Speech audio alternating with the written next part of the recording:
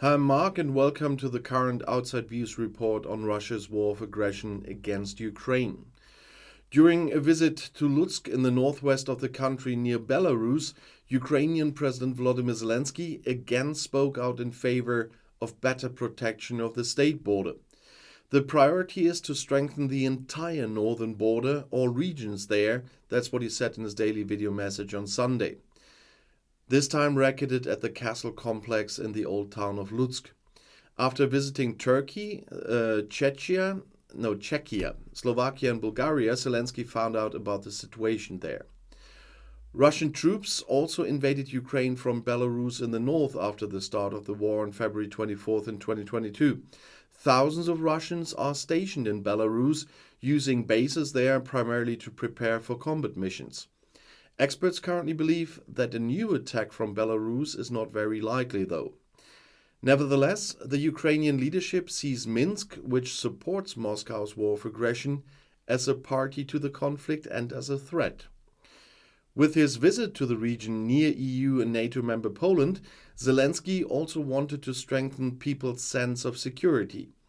In his video message, he once again thanked the soldiers for their successes on the battlefield. According to military information from Kiev, Ukraine is making progress in its counteroffensive to liberate its areas from Russian occupation, especially in the eastern region of Bakhmut in the Donetsk region. Zelenskyy had previously met Poland's head of state Andrzej Duda in Lutsk to commemorate the Volhynia massacre 80 years ago at an unannounced date. In the massacres in Volhynia and eastern Galicia between 1943 and 45 during World War II, Ukrainian nationalists from the UPA insurgent army murdered around 100,000 Poles.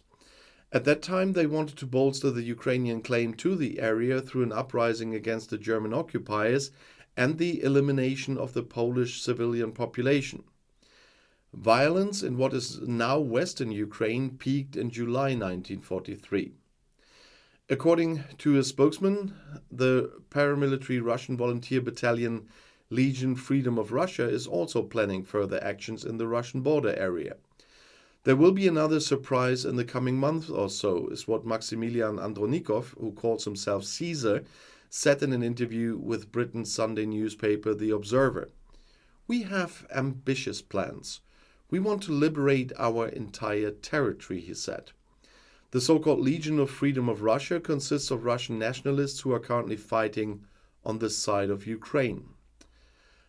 After the uprising of the Wagner mercenary group, US experts continue to regard them as a potential threat to Putin and his power apparatus. Putin continues to allow Wagner and Prigozhin to operate in Russia and potentially pose a threat to his regime. That was said by a recent analysis by the U.S. Institute for War Studies in Washington.